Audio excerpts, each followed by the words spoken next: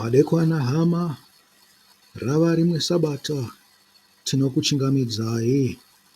Imi muri kumativi mana enyika tinokukwazisai. Tine mufaro mukuru kuti mave nesu nhasi. Tapinda zvakare musabata raJehovha, sabata harizi redu, nyangwe zvaro sabata rakaitirwa munhu, asi munhu wakaitirwa kuti akudze Jehovha. Imwe nzira yekukudza nayo Jehovha pazuva resabata ndeye kuva nemwoyo wakanaka. Imi dzimwe nguva mune fungidziro yenyu yekuti mwoyo wakanaka wakaita sei? Hakuzi kuswera muchipa zvihwitsi kuvana vechikoro kana kungoitira vanhu zvakanaka chete, asi mwoyo wakanaka unotaurwa naIshe wedu Jesu Kristu. Zvichinzi, ngwarirai pane zvamunoita izvozvo, nekuti nyangwe vakaipa, masatanists chaiwo, nyangwe varoyi chaiwo, vanoitira zvakanaka kune vekwavo. Saka ngatingwarirei kuti mwoyo wakanaka unodiwa naMwari pazuva resabata wakaita sei. Haungodiwa pazuva resabata chete, asi mazuva ose anofanirwa kunge ari sabata, mazuva ekukudza Mwari nokuchengetedza mirayiro yake. Yatinzwei mwoyo wakanaka kuti wakaita sei. Endai pana Mateo 13 tonoverenga mufananidzo womukushi unotangira pavhesi 1 uchiti, musi mumwe chetewo Jesu akabuda mumba akandogara nechekugungwa. Zvikanzi akabuda mumba akaenda akandogara nechekugungwa. Kugungwa ndiko kune vanhu vazhinji, mumba mune hama chete. Vanhu vazhinji vakamuunganira zvokuti akapinda mugwa akagaramo, vanhu vose vakamira kumahombekombe. Amen. Ipapo akavaudza zvinhu zvizhinji nemifananidzo achiti, murimi akabuda kundokusha mbeu dzake. Paakanga achikusha mbeu, dzimwe dzakawira munzira, shiri dzikauya dzikadzidya. Tiri kuona zvinhu zviviri apa kubva pavhesi 2. Zvikanzi iye wakapinda mugwa, akapinda munzvimbo yaakamanikana yokuti haakwanisa kubuda achienda uku kana uko. Nyangwe zvavo vanhu vakanga vari panyika vazara pakanyika pabhichi ipapo, vaikwanisa kufamba vachienda kwese kwese kwavanoda. Zvikanzi iye akapinda panzvimbo yakamanikana. Muri kuzvinzwa? Naizvozvo kana tichipinda musabata ngatipindei panzvimbo yakamanikana. Imi munonzwa Jesu achitaura kuti fambai nenzira yakamanikana, nekuti nzira yakafarara inoendesa kunotongwa nekuparadzwa, asi nzira yakamanikana inopinda nesuo rakamanikana ndio inoenda kunopona. Muri kupanzwa ka? Pane zvinhu zvaunongogara uchiita zvako uri carefree. Mamwe amazuva ose aya pazuva resabata zvimanikidze kuti unge wakangwarira kusakanganisira Jehovha. Rangarirai kuti vanhu munogara munavo nguva dzose, asi kukanganisira Jehovha ndokwatisingadei. Vanhu ndevaJehovhawo. Pakuitira vanhu zvakanaka, rangarirai kuti muri kuitirawo Mwari zvakanaka. Zvikanzi akavaudza zvinhu zvizhinji nemifananidzo achiti, murimi akabuda kundokusha mbeu dzake. Kukusha mbeu kuita sei? Kana makateerera munonzwa kunzi kukusha mbeu ishoko raMwari rinenge richiparadzirwa. Saka chinhu chimwe chakanaka chechipiri, after kuzvimanikidza, kunokusha mbeu, kutaura pamusoro pezvaIshe wedu Jesu Kristu. Vhangeri, munhu wose akaponeswa ane vhangeri rekutaura pamusoro peIshe wedu Jesu Kristu. Asi ngarive vhangeri rakanaka, vhangeri rakachena.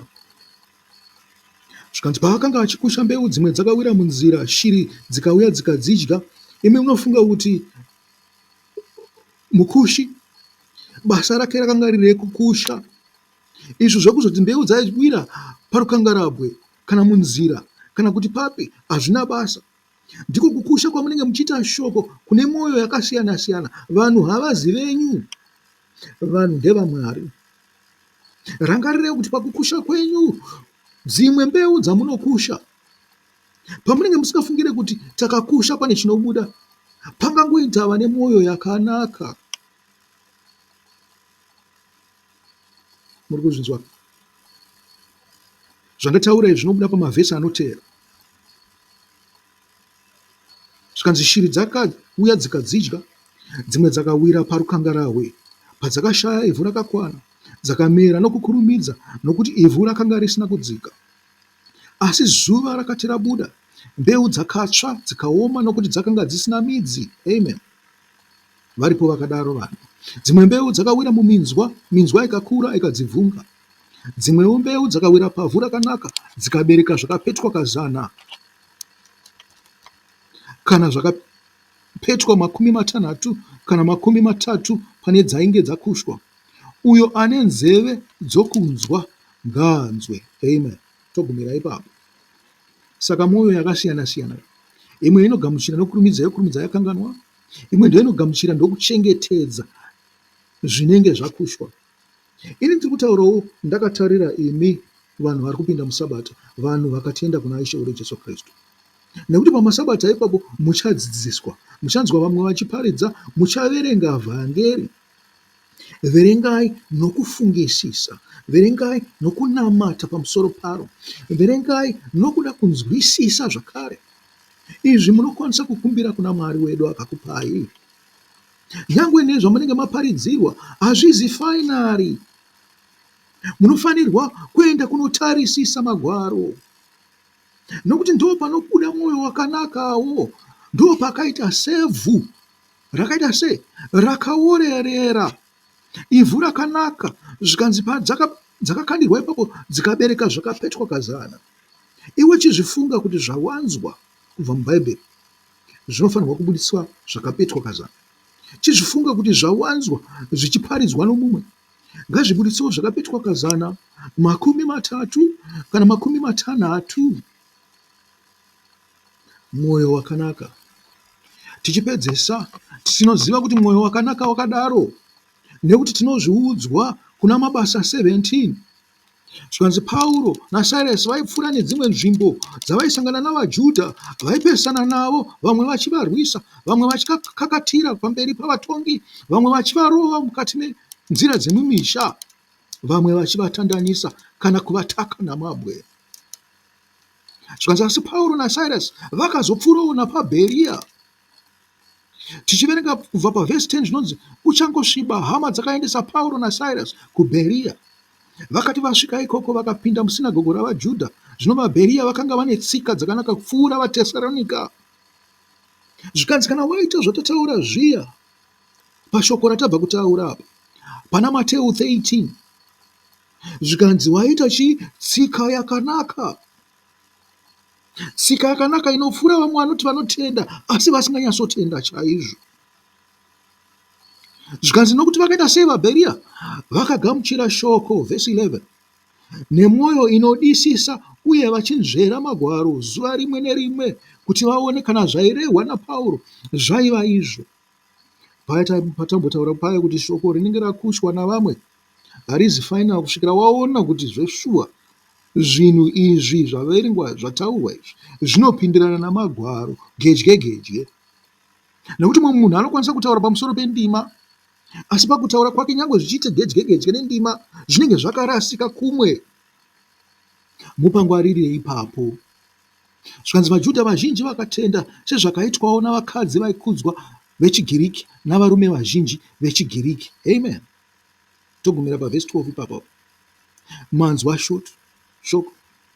Kunzi shoko hariperere pakungotauriwa, asi pakunonzvera nokunovhunzisisa. Ndakamboparidza ini chiti bhaibheri munhu, kana kuti bhaibheri ibwiro.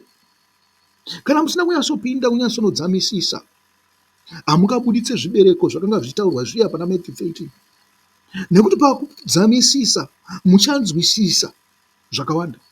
Makapinda muchinotsvaga zvataurwa zviya mumashoko, muchida kuongorora kuti zvinoenderana here, muchanzwisisa. Pakunzwisisa kwenyu muchagaina zvimwe zvinhu zvakawanda kupfuura zvamunenge maudzwa nomuparidzi. Hama adiwa, ndochigumira pano pasabata rino. Haiwa Mwari wangu, ndinotenda. Ropafadzai vateerera, muvaropafadze pasabata ravo. Vakutyei, vade kuita zvinokufadzai. vave nemwoyo yakanaka, mwoyo inokutsvakai, mwoyo inoda kukuitirai zvamunoda imi.